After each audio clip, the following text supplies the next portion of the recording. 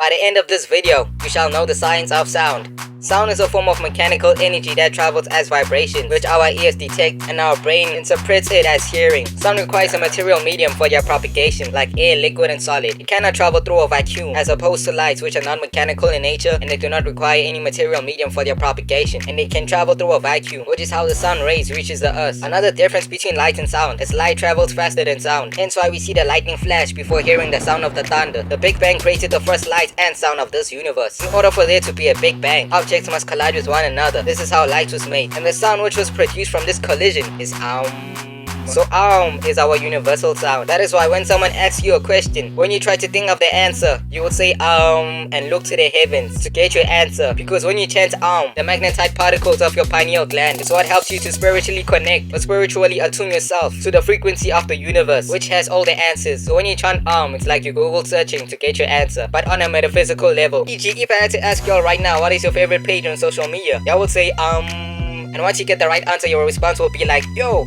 Tatted is my favorite page. Like, what you talking about? What else would it be? Shit. Sound waves is also responsible for reconfiguring geometrical patterns in atoms and matter when their frequency changes, and geometry is the blueprint of creation. So when you say positive affirmations and you really mean it, the sound you emit will reconfigure the atoms around you to create your reality. And to prove words are powerful, an experiment was done between two plants. The first plant had been insulted and bullied, and within 6 days it died. However, the other plant, which had nice words spoken to it, was thriving and growing positively. Now, throughout ancient history, we have heard how sound alone can give you powers or transform you into a deity. Like in the story of Zara or Kabiela, she was able to get the two Elohim, Harut and Marut, to reveal the secret name of Yahuwah. And once she got the secret name of Yahuwah, she was able to ascend and become a deity. Fortunately, she was cast in the void of nothingness. And in Tamare, once Oset or Isis got the secret name of Ra, not only did she become more powerful, but she had the ability to control Ra. And in Freemasonry, the three ruffians killed Hiram Abiff because he refused to reveal the secret password of the Master Mason. There is also a high possibility that Hiram Abiff might have known the divine names needed to make the 72 demons obey his command and help build Solomon's temple. Now y'all may be asking yourselves, what is the purpose of these secret names and sounds? And how do they make you powerful? Okay,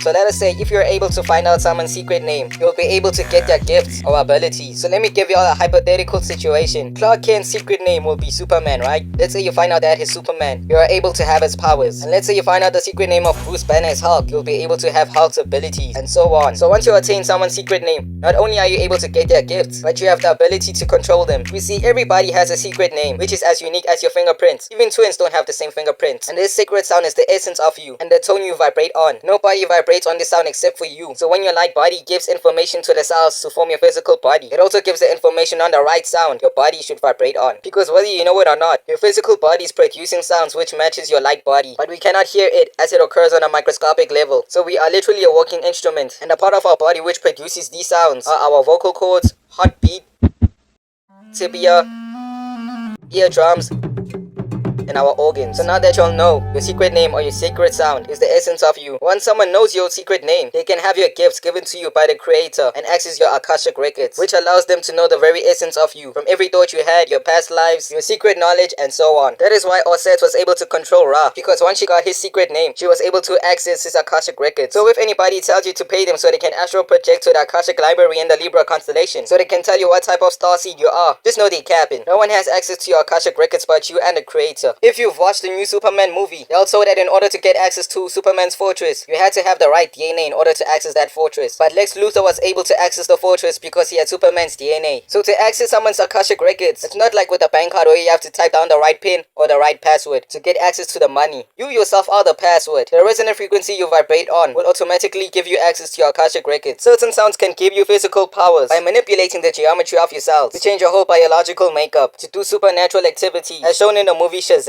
Sound is also used for summoning entities. So once you call the name of that entity, whether that entity will be in a mask, a jar, and so on, shall it be summoned. Like you can have the dragon balls in front of you, but if you don't know the right phrases and frequencies, you won't be able to summon Shinran and get your wishes. Just like with salt crystals, they are stimulated when pressure is applied to it. And this pressure does not only come from physical objects, but it can come from sound alone. If you don't believe me, a glass in a window can not only be broken from a hammer, but it can be broken from someone's voice. So your voice is powerful. That is why some people buy these salts from traditional healers, because those traditional healers use certain chants to stimulate the crystal salts. Sound can also be used to get rid of demons, like shown in the movie Spider-Man 3, on how we got rid of Venom. And some people, instead of using talismans in front of their houses, they use those sound instruments in front of their house to emit a high frequency. And lastly, the most important use of sound is to open portals.